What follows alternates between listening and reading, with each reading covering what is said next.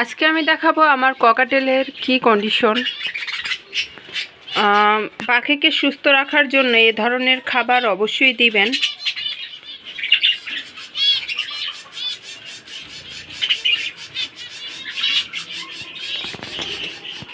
Female পাখিটি একটু রেস্টে আছে, কিন্তু মেল পাখিটি ডিমগুলো তা দিচ্ছে। তো আমরা আজকে দেখব ডিম কয়টি আছে বা কয়টি পেরেছে। এই যে আমার চিচি আর মিঠু বসে আছে। এরা মোটামুটি টেম ছিল, এখন ছেড়ে দেওয়ায় এরা দুজনে খুব বন্ধু হয়ে গেছে। সেজন্য মানে আমি ধরলে কখনোই কামড় দেয় না, তবে খুবই ভালো জানে আমাকে। এজন্য এদেরও আমি খুব ভালোবাসি। দেখুন,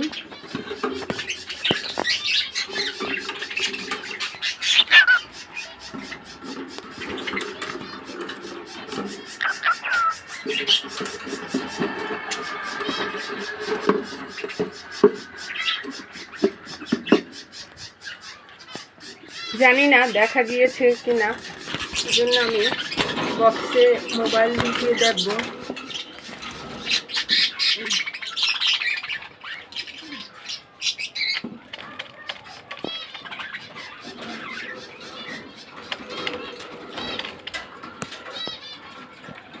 তো খুবই ভালো, অনেকগুলো ডিম দিয়েছে। জানি না ফুটবে কি না, এদের এই প্রথম ডিম দিয়েছে এরা, তো বলতে পারবো না ফুটবে কি না। তারপরও ঈশ্বর ভরসা, যদি একটাও বেবি পাই এর ভিতর থেকে আমার মনটা শান্তিতে ভরে যাবে। কারণ এই যে টুকি ছেলে পাখিটা, ওর নাম টুকি রেখেছিলাম, তখন আমি জানতাম না এ ফিমেল না মেল। তো যাই হোক, পরে সে অনেক ডাকাডাকি করে, এজন্য বুঝতে পেরেছি যে সে মেল।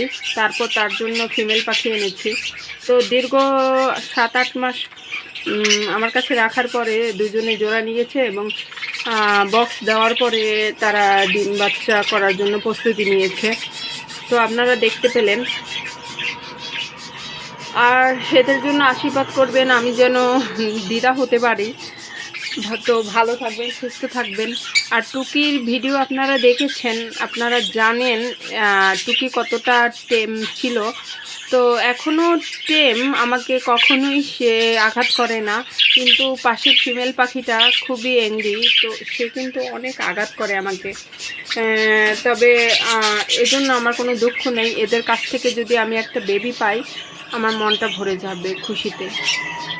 তো আজকের ভিডিও এই পর্যন্তই। আপনারা ভালো থাকবেন, সুস্থ থাকবেন। টাটা।